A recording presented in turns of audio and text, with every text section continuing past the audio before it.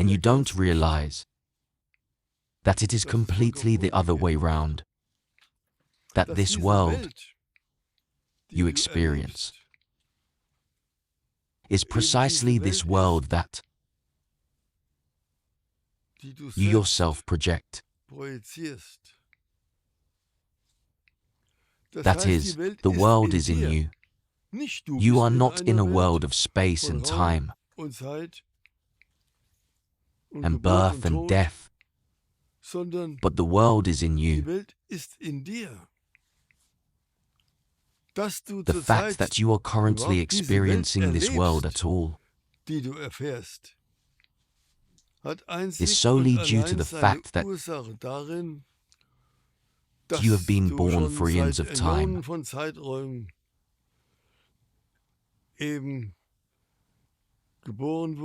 and have been born again and again, and in the course of these many births of coming and going, you have built up and acquired a huge sum of concepts, and ultimately these concepts make up your entire personality, your entire thinking, your value judgments, your particular ideas, and also your ability, your inner ability to perceive or recognize things. Also, to recognize and understand what I am saying now, all these things is ultimately this concept that you have built up, and by means of which you then provide yourself with orientation in the outer world. But all these things are like a stencil. You have a stencil, and you look through the stencil, and then you look through the stencil, and you see stars, then you see, for example, flowers,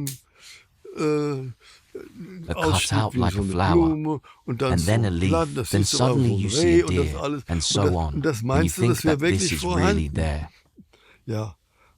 But this is going to cause you problems, because things don't fit together properly, they don't match up properly. Yes, that's where you get into difficulties.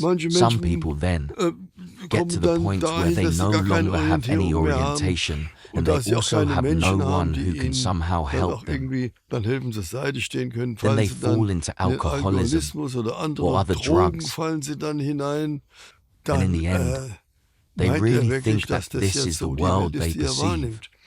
And then they go to a psychiatrist and say, I am suffering from this and that. He says, yes, that's quite simple. The stencil you have is completely wrong. It's quite clear. With such a stencil, you can only fall into suffering, into sorrow. You can never be happy with it. Here, take a look at my stencil. Look at this one, how wonderful it is. Look at the wonderful symbols. Oh, how beautiful. You then say, then you take it home and look through it.